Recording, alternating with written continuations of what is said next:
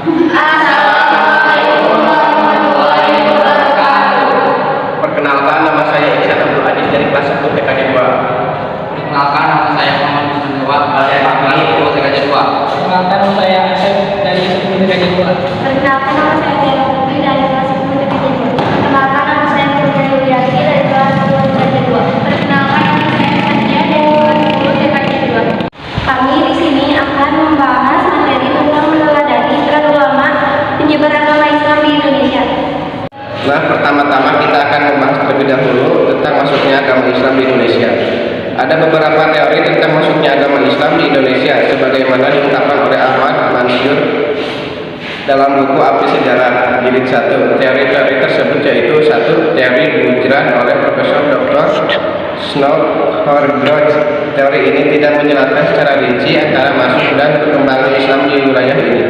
Tidak ada penjelasan mengenai mazhab apa yang berkembang di Samudra Pasai. 2. Teori Makkah oleh Profesor Dr. Buya Hamka. Menurutnya Islam masuk ke Nusantara pada abad ke-7 Masehi. Berdasarkan cerita Cina dinasti Tang, ditemukan pemukiman saudagar Arab di wilayah pantai barat samudra. Di sini disimpulkan bahwa Islam masuk ke Indonesia oleh para saudagar yang berasal dari Arab. Jika kita perhatikan kerajaan Samudra Pasai. 2. Teori Makkah oleh Profesor Dr. Buya Hamka. Menurutnya Islam masuk ke Nusantara pada abad ke-7 Masehi berdasarkan berita Cina dinasti Tang. Ditemukan pemukiman saudagar Arab di wilayah pantai barat samudra. Dari sini disimpulkan Islam bakal masuk ke Indonesia oleh para saudagar yang berasal dari Arab. Jika kita perhatikan, kerajaan Samudra Pasai didirikan pada abad ke-13 Masehi atau tahun 1275 Masehi. Artinya bukan awal masuknya Islam, tetapi merupakan perkembangan agama Islam. 3. Teori Persia oleh Profesor Dr. Hussein Jajiningrat. Menurut teori ini, Islam masuk ke Persia dan berhamjah Syiah. Pendapat ini didasarkan pada sistem mengeja bahasa Arab Al-Quran, terutama di Jawa Barat yang menggunakan ejaan Persia. 4. Teori Cina oleh Profesor Dr. Selamat Murjana. Menurut Selamat Murjana, Sultan Delak merupakan keturunan Cina. Lebih dari itu menurutnya, Wali Songo juga merupakan keturunan Cina. Pendapat ini dibesarkan kepada kronik Kletang Sampoko. 5. Sultan Aladdin menyebarkan agama Islam pada masa pemerintahan Sultan Aladdin mencapai daerah Buton dan Bumpo, Sumbawa, termasuk berhasil mengislamkan kerajaan Sompeng, Wajo, dan Bone. Penyebaran agama Islam di Gowo juga dapat atas perjuangan dakwah dari Datuk RI Bandung Abdul Makmun Khatib Tunggal, seorang ulama dari Minangkabau. 6. Datuk Tunggang Perangan atau Habib Hasyim bin Musyayah bin Abdullah bin Yahya merupakan seorang ulama Minangkabau yang berdakwah di Puntau Kartanegara. Beliau berdakwah secara sahabatnya Datuk RI Bandung pada masa pemerintahan Raja Haji Mahkota dari 1525 sampai 1989. Ikut dakwah Datuk Tunggang Perangan. Akhirnya Raja Haji Mahkota memeluk Islam dan diikuti oleh keluarga kerajaan serta rakyat Kutai Kartanegara. 7. Sultan Zainal Abidin. Salah satu peran penting Sultan Zainal Abidin dalam penyebaran agama Islam adalah mendirikan pesantren dengan mengajarkan yang didatangkan langsung dari Jawa.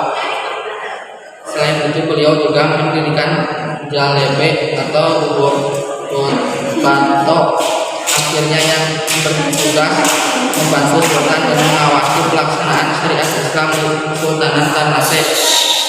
Akhirnya gerakan Islamisasi yang dilakukan oleh Sultan Zainal Abidin ini diikuti dari dan ditiru oleh raja-raja lain di Maluku. 7. Sultan Zainal Abidin. Salah satu peran terpenting Sultan Zainal Abidin dalam penyebaran agama Islam adalah mendirikan pesantren dengan pengajar yang didatangkan langsung dari Jawa.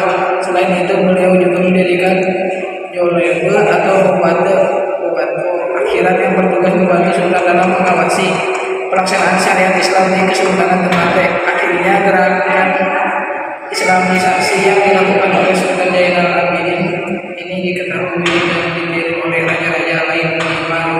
Para ulama penyebar ajaran Islam di Indonesia banyak sekali nilai keteladanan dari para tokoh penyebar Islam di Indonesia.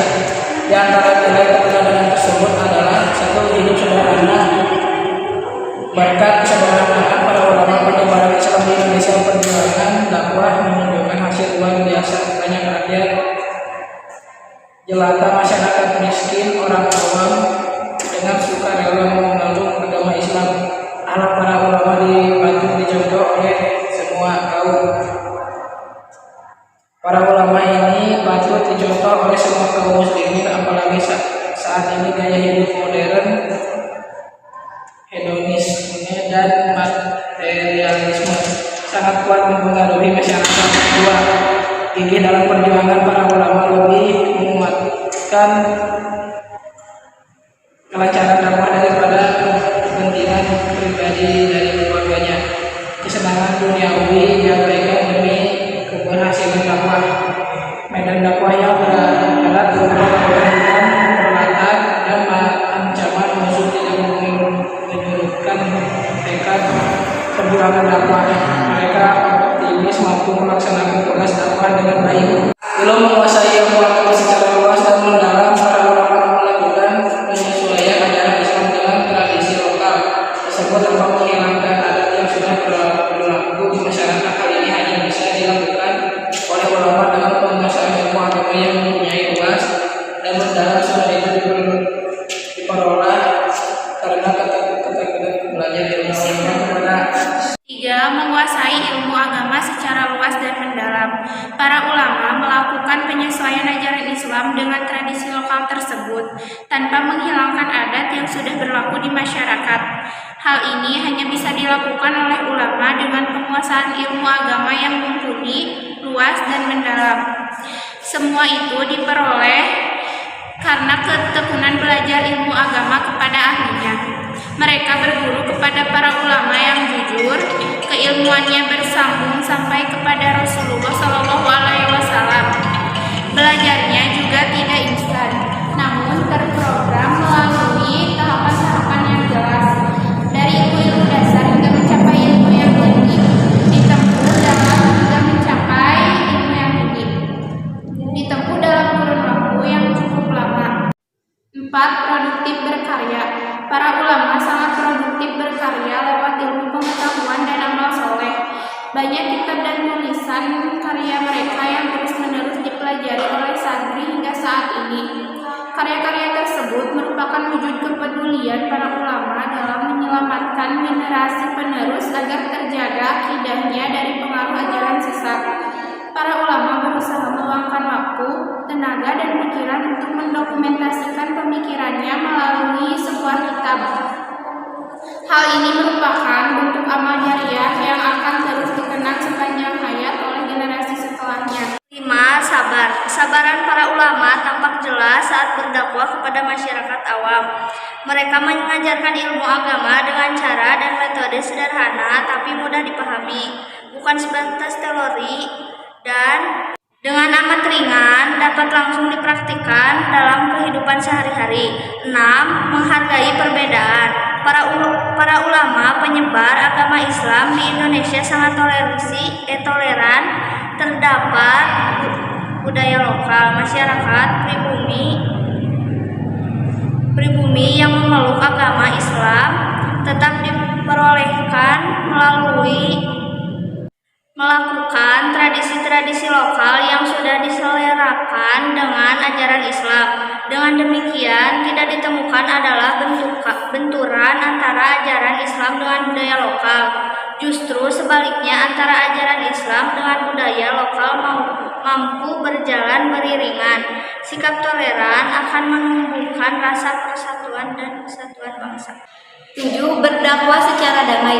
Proses dakwah yang harus dilakukan dengan mengedepankan dakwah secara damai, bukan dengan kekerasan dan memaksakan kehendak. Para ulama penyebar Islam juga Indonesia menyampaikan ajaran Islam dengan penuh hikmah dan bijaksana. Para ulama sudah mencontohkan hidup yang damai di tengah-tengah masyarakat. Dakwah dilakukan secara damai, penuh rasa hormat terhadap perbedaan dan rasa kemanusiaan. Kalau misalnya terjadi peperangan semata-mata untuk membela dan mempertahankan kehidupan umat Islam, dari lisan para ulama muncul perkataan sejuk, penuh hikmah dan doa. Sikap toleransi akan menumbuhkan rasa persatuan dan kesatuan bangsa. Sekian video